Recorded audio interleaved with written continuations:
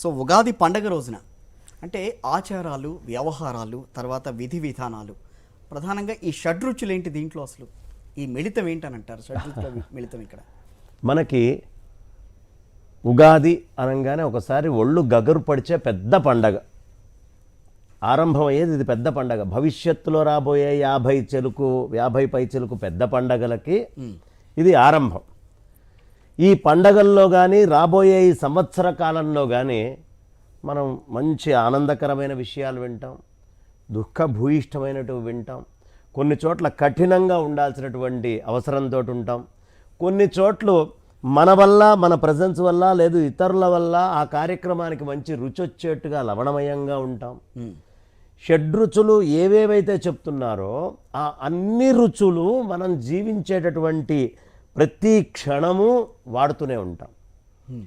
ఆ అన్నిటి సంకేతానికి గుర్తుగా మీ లోపల ఉండేటువంటి కారం పాళ్ళు ఎలా ఉండాలి, అందులో లవణం పాళ్ళు ఎలా ఉండాలి, తీపి ఎలా ఉండాలి, వగరు ఎలా ఉండాలి, పులుపు ఎలా ఉండాలి, చేదు ఎలా ఉండాలి, ఈ ఆరిటిని మనకి ప్రత్యేకంగా చూపించే పండగ. కాలంలో ఉండే అన్ని ఇమోషన్స్ని ఎలా డ్రైవ్ చేసుకుంటూ వెళ్ళాలి అని చూపించేటటువంటి పండగ ఉగాది పండగ. అందుకని ఈ ఉగాది రోజున ఈ షడ్రుచులు చేస్తాం. ఈ షడ్రుచులు ఈ వసంత ఋతువులో విశేషంగా లభిస్తాయి. మనకి చైత్రం మొదలయ్యేటప్పటికి కొత్త బెల్లం అప్పుడే వచ్చింది, మనకి అన్ని కొత్తగా చక్కగా బ్రహ్మాండంగా వేప పువ్వు దొరుకుతుంది, కొత్తగా వచ్చేటువంటి మామిడి పండ్లు ఉంటాయి, కొత్తగా వచ్చేటటువంటి అందుకని అవి వగరుగా ఉంటాయి, కొత్తగా వచ్చేటటువంటి చింతపండు పులుపుని మనకి చూపిస్తోంది. అలాగే కారము, లవణము అన్నీ కూడా చాలా విభిన్నంగా విచిత్రంగా ఈ కొత్తదనాన్ని మొత్తాన్ని జాగ్రత్తగా తీసుకుంటూ అన్ని కొత్త కొత్త ఇన్సిడెంట్స్ రాబోయేటటువంటి వాటిల్లో ఎలా గడపాలి అని చెబుతుంది ఈ ఉగాది పచ్చడి. అంటే ఈ షడ్రుచుల్ని మన జీవన గమనంలో ఏ రకంగా మనం మలుచుకోవాలి, అంతే కదా?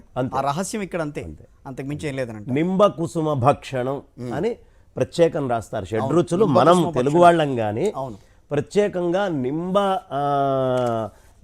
కుసుమ భక్షణము అంటారు, లేదా చ్యూతపత్ర భక్షణం, లేదా చ్యూత కుసుమము. అంటే లేత మామిడాకులు తినే అలవాటు కొంతమందికి, మామిడాకు పూత తినే అలవాటు కొంతమందికి వేప పూత. కాబట్టి మనకి నింబ కుసుమ భక్షణము అనేది చాలా సంప్రదాయంగా మొదటి నుంచి ఉంది. అంటే తీపి వెనుక చేదు ఉంటుంది, అట్లాగే పులుపు, ఇలా పలు రుచులని మన జీవన గమనంలో ఉన్న కష్టాలు, ఈ అనుభూతులన్నింటినీ కూడా దాంతో మేళవించేస్తున్నాం వాటిని అక్కడ. అంతే. సరే, ఈ ఉగాది రోజున ఎటువంటి ఆచారాలు ఉంటున్నాయి, విధి విధానాలు ఏంటి అసలు దీనికి సంబంధించి? ఉగాది అసలు బ్రాహ్మీ ముహూర్తంలో నిద్ర లేవాలి. లేచిన తర్వాత చక్కగా తైలాభ్యంగన స్నానం చేయాలి, నెత్తి మీద కాస్తంత మాడు మీద కొట్టుకొని. ఇదంతా అయిపోయిన కాలం కాబట్టి ఎక్కువసేపు చెప్పట్లేదు. ఇది చేసుకున్న తర్వాత నూతన వస్త్రాలని ధరించాలి. నూతన వాసాలు అంటారు వాటిని, వస్త్రాలని ధరించాలి. ఛత్రచామరాలని తెచ్చుకోవాలి. ఖచ్చితంగా ఇంట్లో ఛత్రచామరం అంటే గొడుగు ఒకటి ఉండాలి, విసనకర్ర ఒకటి ఉండాలి. నలుగురికి విసనకర్ర గొడుగు పంచేటటువంటి స్వభావం ఉండాలి. ఎందుకంటే భయంకరమైన తాపం వస్తుంది, కాపాడుకోవడం నేనొక్కడనే కాదు నలుగురు బాగుండాలి అని ఇవన్నీ సిద్ధాంతం. మనకి రాబోయేది వేసవికాలం కాబట్టి గొడుగు వేసుకుంటే, కాస్త బయటకు వెళ్ళాలన్నప్పుడు గొడుగు వేసుకుంటే కొంచెం సేద తీరే అవకాశం ఉంటుంది, అంతే కదా? ఓకే, సరే. విసనకర్ర అని అంటారా, ఎందుకు ఉపయోగిస్తారని అందరూ తెలిసిందే. అవును. సో ఇవి రెండు ఉంటాయనంటారు. ఓకే, ఈ రెండు తీసుకోవడం మనం వాడుకోవడం కాదు, నలుగురికి పంచడం కూడా. ఓకే, ఇది చెయ్యాలి. చేశాక సంవత్సర ఏష్టి అని ఓ ఇష్టి ఉంటుంది, అది కొంతమందికి సంప్రదాయంగా ఉంటుంది, వాళ్ళు చేస్తారు. ఈ సంవత్సర ఇష్టి అయిన తర్వాత కాలానికి పూజ చేస్తాం. మిగతావన్నీ ఇప్పుడు వినాయక చవితో, శ్రీరామనవమి, ఇవన్నీ ఏమిటి? కాలములోకి వచ్చిన పరమాత్మని, కాలానికి అతీతుడైన పరమాత్మ కాలంలోకి వచ్చాడు కాబట్టి ఆ శ్రీరామ నవమి అని, లేదు భాద్రపద శుద్ధ చవితి వినాయక చవితి అని, అలా రాబోయే పండగలకి సంబంధించి అంటే వాళ్ళు కాలంలోకి వచ్చారు.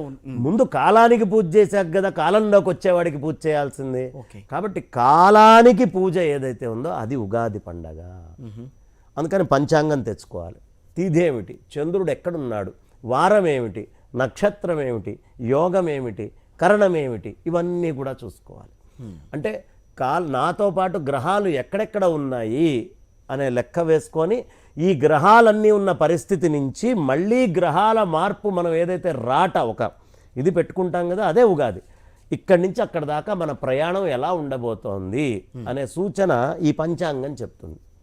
కాబట్టి ఆ సూచన చెప్పేటటువంటి ఆ పంచాంగాన్ని మనం పూజ కాలానికి పూజ చేసుకోవడం, రాబోయేటటువంటి పరిస్థితులకి పూజ చేసుకోవడం, వస్తున్నటువంటి ద్రవ్యాలని అనుభవించటం, కొత్తగా వచ్చినటువంటి ద్రవ్యాలను, అదే కదా ఈ పచ్చడి ఇదంతా కూడా ద్రవ్యాలని అనుభవించటం, పూజ చేసుకోవటం, గ్రహాల గురించినటువంటి జ్ఞానాన్ని నలుగురికి తెలియపరచటం, ఇది అంతా కూడా పంచాంగము అని దానికి పూజ చేసుకుంటాం.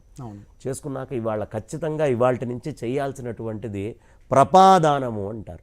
అంటే కుండలు కొత్తవి కొనుక్కొచ్చి శుభ్రంగా ఇచ్చేసి ఇంట్లో కొత్త కుండల్లో నీళ్లు పెట్టుకొని మళ్ళీ బయట కూడా ఆ కుండల్లో నీళ్లు పోసి నలుగురికి ఆర్తిని తీర్చాలి. తర్వాత పక్షి పూజ కూడా చెయ్యాలి. మనం ఎప్పుడైతే సంక్రాంతి సమయంలో ఇంటి బయట కుచ్చులు అవి పెడతాం, ఇప్పుడు కుచ్చులతో పాటు పక్షులకి చక్కగా మట్టి ముంతల్లో నీళ్లు పోసి అవి ఎగురుతూ చాలా కష్టంతో ఉంటాయి, వాటికి కూడా నీళ్లు పెట్టాలి. ఇవి ధర్మశాస్త్రం చెప్తున్న విషయం. అంటే నువ్వు ఒక్కడివి బతకడం కాదు, నీతోటి ఉండే చుట్టుపక్కల ప్రాణికోటి అంతా కూడా ఆనందంగా ఉండాలి అని నిర్ణయించి చేశాడు. ఆ తర్వాత ఎప్పుడైతే ప్రపాదానం చేశామో రాజదర్శనం చేసుకోవాలి. ఆంధ్ర రాష్ట్రంలో వాళ్ళు ఇవాళ రాజెవరు, జగన్ గారో లేదు మన గవర్నర్ గారో లేదు బిశ్వజిత్ గారు, వారైతే వారిని, ఇక్కడ తెలంగాణలో ఉండేవాళ్ళైతే కేసీఆర్ గారినో లేకపోతే మన తమిళసై గారు గవర్నర్ గారినో లేదు మోదీ గారినో లేదు ఖచ్చితంగా మన రాష్ట్రపతి రామ్నాథ్ కోవింద్ గారినో ఇలా రాజదర్శనం చేసుకోవాలని చెప్తారు. రాజులు చేసే పంచాంగ పఠనం, రాజదర్శనం ఖచ్చితంగా ఇవాళ రాజులు తీసుకునే నిర్ణయాలు, వాళ్ళు వెళ్ళే సభలు, వాళ్ళు మాట్లాడే మాటలు ఖచ్చితంగా దర్శనం చేసి వినాలి సిద్ధాంతంగా. ఓకే, కాబట్టి రాజదర్శనం అంటారు. ఈ రాజదర్శనం అయిపోయిన తర్వాత చక్కగా అందరూ కూడా వసంతోత్సవం అనేది ఆరంభమవుతుంది. ఈ నవరాత్రులు ఆరంభమవుతున్నాయి, వసంత నవరాత్రులు. దేవీ భాగవతం చదువుకోవడం, కలశాలు పెట్టుకోవడం, ఆ అమ్మవారికి 9 రోజుల పాటు చేసుకోవడం, రామచంద్రమూర్తి పుట్టుక గురించి రామాయణాలు ఇత్యాదులు చక్కగా పారాయణ చేసుకోవడం, ఇలాంటి పనులని ఆరంభం చేసుకోవాలి. ఇదంతా కూడా యుగాదిలో భాగం. కాబట్టి యుగాది అంటేనే కాలము, వసంతము. నిన్నటిదాకా డ్రైగా ఉండేటటువంటిది మొత్తము మాఘం మిడ్ వచ్చేటప్పటికి వసంతోత్సవం అని ఆరంభం చేస్తే అంతా పచ్చగా కనిపిస్తూ ఉంటాయి లేత ఆకులు. ఇంత ఎండలో మనందరినీ తరింపజేయడం కోసం స్వామి ప్రకృతినంతా పచ్చరంగులో సూర్యనారాయణమూర్తి ఆయన కిరణాలతోటి చక్కగా బ్రష్ల్లాగా వాడి ప్రకృతినంతా పచ్చగా మారిస్తే, అందులో కోయళ్ళు కూక్కు గానాలు చేస్తూ ఉంటే ఆ గానాల మధ్యలో మనం ఆ చెట్ల కింద ఆర్తి తీరుతూ నలుగురితోటి ఆనందంగా గడుపుకోవాల్సినటువంటి సమయం, తీసుకోవాల్సిన జాగ్రత్తలు, పొందాల్సిన ఆనందాలు అన్నీ చెప్పేటటువంటి పండగ ఈ ఉగాది. కానీ ఇందాక మీరు మాటల్లో రాజుల ప్రాధాన్యం ఏంటి మరి ఉగాదికి ఇక్కడ? రాజులు అనేటటువంటి వాళ్ళు శాసనకర్తలండి. వాళ్ళు ఏ నిర్ణయం తీసుకున్నా ప్రజలు బాగుపడాలన్నా, సర్వనాశనం కావాలన్నా, ధర్మము ఉన్నతికి పోవాలన్నా, ధర్మము అధోగతికి చేరాలన్నా ఏదైనా రాజు యొక్క ప్రాధాన్యత చాలా ఉంటుంది. కాబట్టి రాజు అనేటటువంటి ఆయన దర్శనం మనం ఎందుకు చేసుకోవాలి అంటే, సదా మన మంచిని కాంక్షిస్తూ ఉంటారు అనే విశ్వాసంతో, అనే నమ్మకంతో రాజు అలా ఉండాలి అని ఆయన కర్తవ్యబోధ చేస్తున్నట్టుగా మనమందరము కూడా రాజదర్శనము అనేది ఇవాళ చేసుకోవాలి అనేది సంప్రదాయంగా పెట్టారు. దీనివల్ల కాలం లేదు కాబట్టి ఈరోజు ముఖ్యమంత్రులు ఆ రకంగా చేయాలని, ముఖ్యమంత్రులు, గవర్నర్లో ఆ అధికారం ఎవరి దగ్గర ఉందో, శాసనము అనేది ఎవరి చేతిలో ఉందో వాళ్ళని మనం తలుచుకుంటూ నమస్కారం చేసుకోవాలి. కాబట్టి ఆ శాసనాన్ని నమస్కరించుకునేటువంటిది కాబట్టి రాజులకు అంత ప్రాధాన్యత మనం ఇస్తున్నాం. ఈ రాజులు అనేటటువంటి వాళ్ళు మనమందరం ఎన్నుకొని తెచ్చి పెట్టుకున్నప్పటికీ మన జీవితం అనేది వాళ్ళ మీద ఆధారపడి ఉంది. కాబట్టి మేమందరం మీ వైపు చూస్తున్నాము అని రాజుకు ఒక సందేశం ఇవ్వటం, మీరు జాగ్రత్తగా ఉండండి. సో పంచాంగ పఠనం కాలాన్ని నిర్ణయిస్తుంది, అది కాలం. ఈ కాలంలో జరిగేటటువంటి మార్పుల్లో రాజు పాత్ర శాసనం. ఓకే, ఈ శాసనము జాగ్రత్తగా ఉండాలి. శాసన మండలి, శాసన సభ్యులు, మనకి చేసేటటువంటి ఇక్కడ ఉండే సభ్యులు ఎవరెవరైతే శాసనం మీద ఉన్నారో వాళ్ళందరూ మంచి వాళ్ళు అయి ఉండాలి, యోగ్యులై ఉండాలి, వాళ్ళు ధర్మాన్ని ముందరికి తీసుకెళ్లే వాళ్ళు అయి ఉండాలి అని ఎదురు చూపులు ప్రతి వాళ్ళం చూసేటటువంటి రోజు ఇవాళ. అంటే ఉగాది నాడు పంచాంగ శ్రవణం అది కూడా మీరన్నట్టుగా ముఖ్యమంత్రులు ఎదురుగుండా చేయాలి అన్న సంప్రదాయం ఎందుకు వచ్చింది? దీని గురించేనా? అంతే, శాసనం చేసేవాడు, కాలాన్ని నడపాల్సిన వాడు రాజు. ఓకే, సకాలానికి అన్నీ ఇవ్వాల్సి. ఇప్పుడు చలికాలం వచ్చింది, చలికాలంలో ప్రజలకు ఏం కావాలి, ఎండాకాలంలో ఏం కావాలి, వానాకాలంలో ఏం కావాలి, ఎలాంటి ఏర్పాట్లు రాజులు చెయ్యాలి. రైట్, అది కాలం. ఈ కాలాన్ని డ్రైవ్ చేస్తున్నాడు. కాలానికి నేను ధ్వజాన్ని పెట్టుకున్నా. డ్రైవ్ చేసేటటువంటి రాజు కాలాన్ని జాగ్రత్తగా ముందరికి తీసుకెళ్తూ ఆయన చేయాల్సినటువంటి వ్యవహారాలు, ప్రజా సంక్షేమమైనటువంటి పథకాలు, ప్రజలకు అవసరమైనటువంటి పనులు ఎలా ఉండాలి అనేది ఆయన చెప్పాలి, ప్రజలు కూడా వినాలి. ప్రజలు విధేయతతోటి వాళ్ళ పట్ల ఉండాలి, ప్రజల పట్ల విధేయతతోటి రాజులు ఉండాలి. కాబట్టి అప్పుడే ఎప్పుడైనా రాజ్యం క్షేమంగా సాగుతుంది. అలా ఉండేట్టుగా రాజు మలుచుకోవాలి, అలా ఉండేట్టుగా రాజుని ప్రజలు మలుచుకోవాలి. అంటే దాన్ని బట్టి మీరు చెప్తుంటారు పంచాంగ శ్రవణంలోనే ఈ విభాగాలకి కొంచెం ఇబ్బంది ఎదురయ్యే అవకాశం ఉంటుంది, ప్రకృతి విపత్తులు వచ్చే అవకాశం ఉంటుంది. సో ఈ రకంగా చెప్తూ ఉంటారు. అది ముందస్తుగా హెచ్చరించడం అని అంటారా, లేదు రాబోయే కాలాన్ని మీరు ఒక రకంగా అవలోకనం చేసుకుని దానికి అనుగుణంగా మీరు చెప్తున్నారని అనుకోవాలా? ఏ రకంగా అర్థం చేసుకోవాలి దాన్ని? చాలా తేలికండి, అసలు పెద్ద కష్టపడక్కర్లేదు. ఇప్పుడు నేను పౌర్ణమి అని వాళ్ళ పంచాంగంలో రాశాను. పౌర్ణమే వస్తోంది కదా. అవును. అంటే ఆ పౌర్ణమికి ఒక రకంగా వాతావరణం ఉంటుంది కదా. నేను అమావాస్య అని రాశాను. అమావాస్య అనేటటువంటి వాతావరణమే భూమి మీద ఉంటుంది కదా. అష్టమి అంటే చంద్రుడి యొక్క కళల్ని బట్టి, సూర్యుడిని బట్టి, భూమి ఉన్న స్థానాన్ని బట్టి, గ్రహాలని బట్టి వచ్చేటటువంటి తిథివార నక్షత్ర యోగకరణాలన్నీ మనం నిర్ణయం చేసుకుంటున్నాం. ఓకే, ఏ తిథి అనేది దాన్ని బట్టి చేసుకుంటున్నాం. అంటే కాలాన్ని గణనం చేసుకుంటున్నాం. ఇప్పుడు ఇది ఏం కాలం మనకి? చక్కగా బ్రహ్మాండమైన మామిడి పూత, మామిడి పండ్లు కనిపిస్తున్నాయి. ఈ మామిడి కాయలు మనకి ఇంతకు ముందు ఉన్నటువంటి మాఘమాసంలోనో కార్తీకంలోనో కనిపించాల. అంటే కాలాన్ని బట్టి అవి మారుతున్నాయి. కాలాన్ని బట్టి ఈ ప్రపంచం ఎప్పుడూ మారుతూ ఉంటుంది. మార్పే కాలము, కాలం అంటే మార్పు. అంతే కదా. అంతే, కాలం ఎప్పుడూ ఆగి ఉండదు, మార్పు చేస్తూనే ఉంటుంది. మార్పు చెందడాన్నే కాలం, లేకపోతే స్థాణువు అంటారు. కాబట్టి ఈ మార్పు చెందేటటువంటిది ఎలాంటి మార్పులు చెందబోతోంది, ఏ విధమైన మార్పులు ఉంటాయి. పౌర్ణమి 15 రోజుల తర్వాత వస్తుంది అంటే గ్రహాలు అలా ఉండాల్సిందే, ఏం మార్పు లేదు. ఆ సమయంలో సముద్రం ఇలా పొంగి వస్తూ ఉంటుంది, అది మార్పు. అది గ్రావిటేషనల్ ఇంపాక్ట్ అయితే గ్రావిటేషనల్ ఇంపాక్టే, మార్పు కనిపిస్తోంది కదా. ఆ మార్పుల్ని అది సూచిస్తూ ఉంటుంది ఈ కాలం. ఈ కాలములో మనం ఇప్పుడు నేను ఈ క్షణం మీతోటి మాట్లాడుతూ నా శరీరంలో కొన్ని కోట్ల సెల్స్ డెడ్ అయినాయి, trillions and trillions of cells. మళ్ళీ కొత్త సెల్స్ పుట్టుకుంటూ వస్తున్నాయి. సో ఎప్పుడూ మార్పు ఇంటర్నల్గా జరుగుతోంది, ఎక్స్టర్నల్గా జరుగుతోంది. నా ముందు కనిపించే ప్రతి వస్తువు యందు జరుగుతోంది, చెట్టు యందు జరుగుతోంది, పుట్ట యందు జరుగుతోంది. మొత్తము లోకమంతా నాకు క్షణం గడిస్తే అమెరికా వాడికి కూడా గడుస్తోంది. వాడి దగ్గర ఉన్న దాంట్లో కూడా ఆ అటామిక్ స్ట్రక్చర్లో మార్పులు వస్తున్నాయి. సో మార్పు జరగడము అనేటటువంటిది కాలం. ఎలాంటి మార్పులు జరుగుతాయి అనేటటువంటిది కాలాన్ని బట్టి గమనించుకొని ఇప్పుడు విత్తనాలు వేస్తారు. మామిడి పండ్లకి సంబంధించినటువంటి ట్రక్కులు, బస్సులు, అన్ని చెట్లని కొనుక్కోవడం, ఇవన్నీ ఎందుకు చేస్తున్నారు? కాలంలో మామిడి పండు ఫలానా టైంకి వస్తుందనే విశ్వాసం మనకు ఉంది కాబట్టి. ఇలా అన్నిట్లో అన్ని మార్పుల్ని ముందే గమనించి కొన్ని వేల సంవత్సరాల డేటా మన దగ్గర ఉంది. దేవతలు ఇచ్చినటువంటి ఆ అద్భుతమైన జ్యోతిషాన్ని, ఋషులు ఇచ్చినటువంటి జ్యోతిషాన్ని డేటా కింద తీసుకొని డేటా సైన్సెస్ అని చెప్తాం. ఇవాళ ఓ చిన్న టోల్ గేట్ వేయాలి, ఎక్కడో టోల్ గేట్ వేయాలంటే ఎవడో ఐఐటి చదువుకున్నవాడు వెళ్ళి అక్కడ కూర్చుంటాడు. ఆ టోల్ గేట్ని వాడు ముందు ఏమేమి వస్తున్నాయి అన్ని వెహికల్స్ అన్ని నెంబర్స్ రాసుకుంటాడు. మొత్తం ఓ డేటా ఇస్తాడు, ఇంత లాభం వస్తుందని. వాడు చెప్పిన వెహికల్ నెంబర్సే రావు. రాకపోయినా ఎంత సంఖ్యలో ట్రాఫిక్ ఉంది, ఏం జరగబోతోంది, ఇక్కడ వేస్తే లాభమా నష్టమా, ఇవన్నీ ఎలా డేటా వల్ల మనకి మార్పు, ఊహ రెండు ఉంటాయి దీంట్లో. ఊహ లేదండి, ఊహ లేదు. ఓకే, అంటే మార్పు ఇలా ఉంటుంది అని ఏదైతే చెప్పబడిందో పూర్వం నుంచి ఎంతో స్టడీ చేసి చెప్పినటువంటి దాన్ని మనం రాస్తున్నాం. పంచాంగం, ధ్వజారోహణం, పూర్ణ కుంభదానం.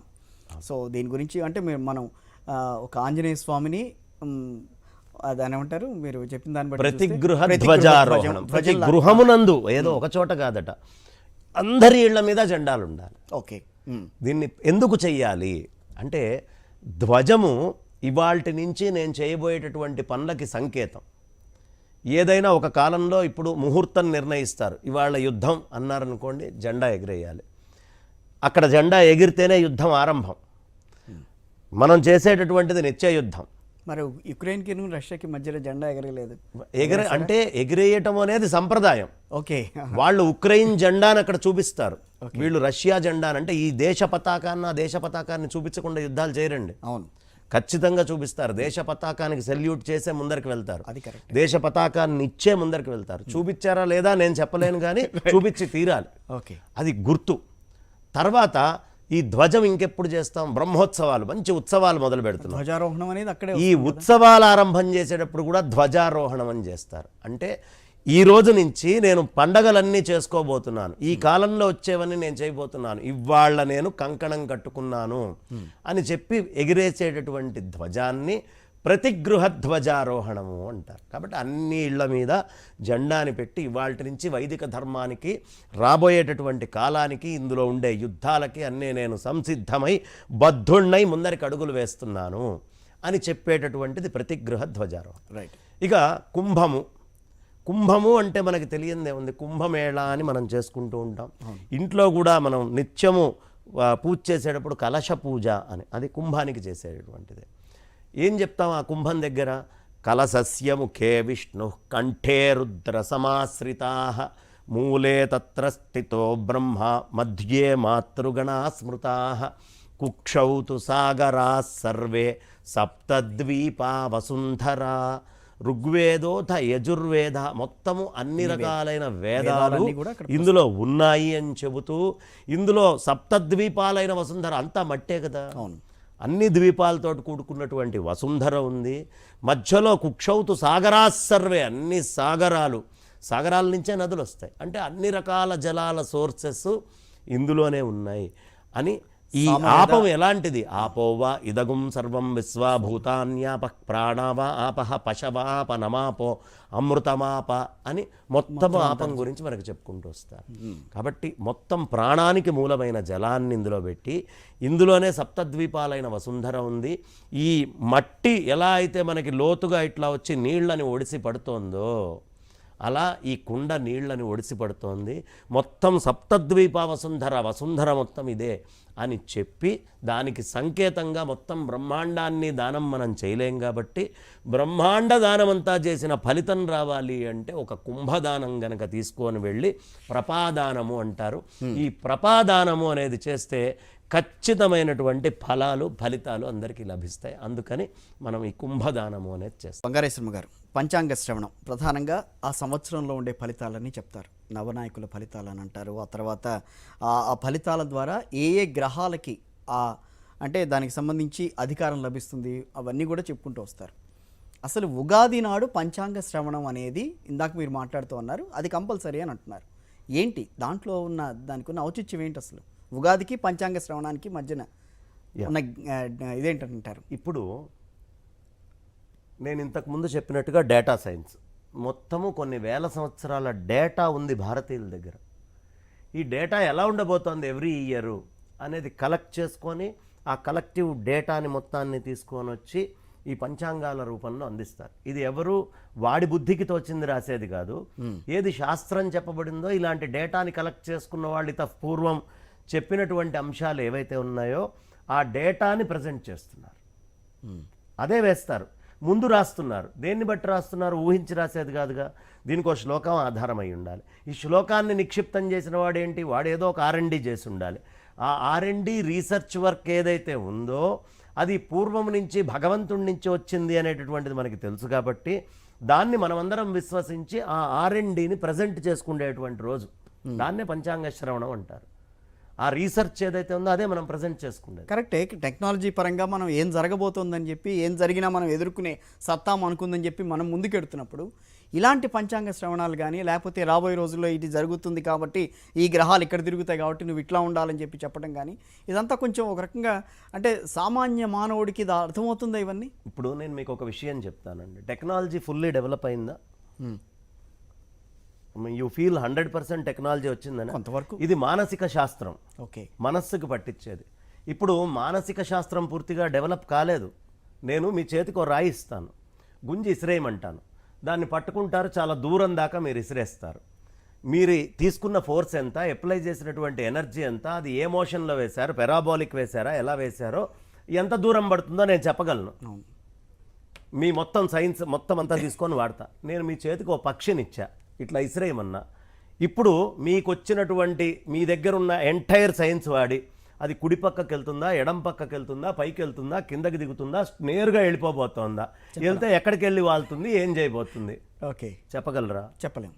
ఇది మానసిక శాస్త్రం, ఓకే, మనస్సుకు సంబంధించింది. అంటే మీరు అన్నీ నా దగ్గర ఉన్న సైన్స్ తోటి కొలుస్తా అంటే సైన్స్ డెవలపింగ్, ఎవర్ డెవలపింగ్. దాన్ని గౌరవించాలి, దాన్ని ఆదరించాలి, నూతనత్వాన్ని ఎప్పటికప్పుడు తీసుకోవాలి.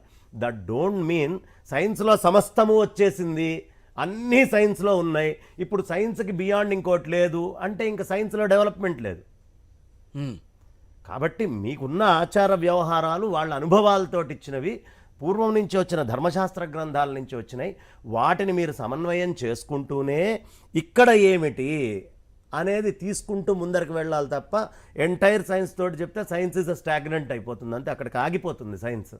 కాదు, ఇది డెవలప్ అవుతోంది. డెవలప్ అయ్యే కొద్దీ ఈ ఆచారాల్లో ఉండే గొప్పతనాలు బయటకు వస్తూ ఉంటాయి. ఇప్పుడు ఇక్కడ కుసుమ భక్షణం, నింబ కుసుమం తినండి అని సైంటిస్ట్ చెప్పారు ఎవరైనా? చెప్పరు, మనకి ముందు నుంచి ఉంది.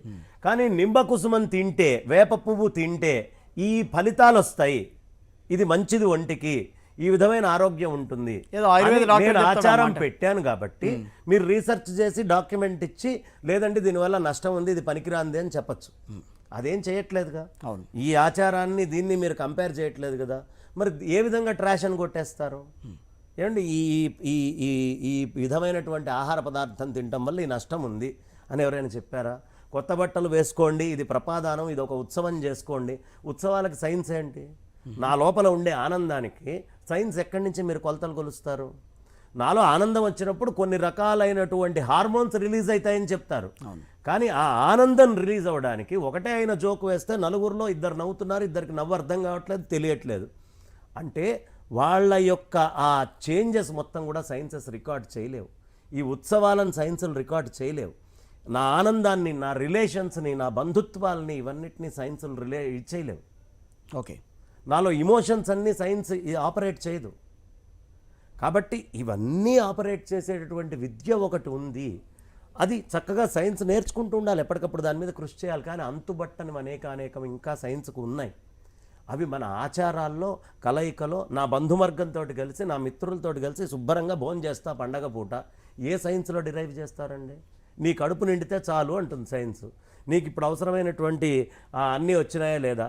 ఈ కలిపి తినాలి అనేది సైంటిఫిక్ డేటా ఏమన్నా ఉందా? రైట్, ఈ ఉత్సవాలకు ఉందా? కాబట్టి సైన్స్ని మనం let's not bring much in to this. Right, ఈ ఆచారాలు, ఈ వ్యవహారాలు, ఈ పంచాంగ శ్రవణాలు ఇవన్నీ మనకు మొదటి నుంచి ఉన్నాయి. వీళ్ళు ఎలా చెప్తున్నారు అంటే they have collected a lot of data.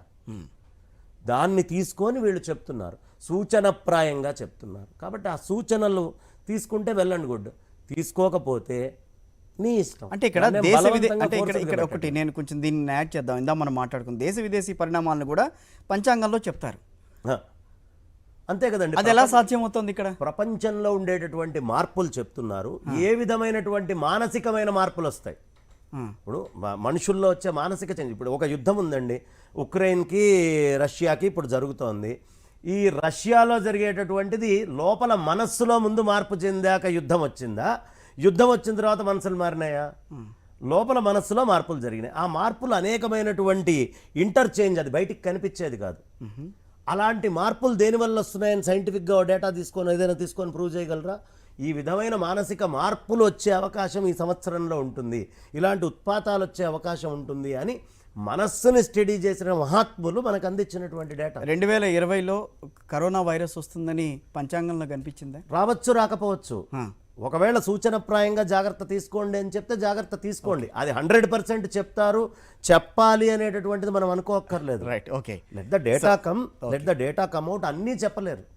ఇవాళ అన్నీ చెప్పడానికి మహా తపస్సంపన్నులు ఎవరైనా కూర్చున్నారా? లేదు. అంత తపస్సు చేసి ఉండాలి, చేస్తే చెప్తారు. అంత సూక్ష్మంగా దాని మీద చేయగలిగితే చెప్తారు. చెప్పిన వాళ్ళు ఉండొచ్చు, ఉండకపోవచ్చు. ఓకే. కానీ ఈ జరిగేటటువంటి దాంట్లో మేఘాలు ఇలా ఉంటాయ్యా, రాజుల మానసిక స్థితి ఇలా ఉంటుంది, పంటలు ఇలా పండుతాయి, కాలం ఇలా మారబోతోంది, ఈ సంవత్సరం ఈ జాగ్రత్తలు తీసుకోవాలి, ఈ కాలంలో ఇలాంటి ఆచారాలు పాటించాలి. ఇదంతా కూడా ఒక మహా ఉత్సవాలకు సంబంధించినటువంటిది, ఒక సంప్రదాయ పద్ధతులకు సంబంధించినటువంటిది. అలాగే మనం ఆచరించుకుంటాం.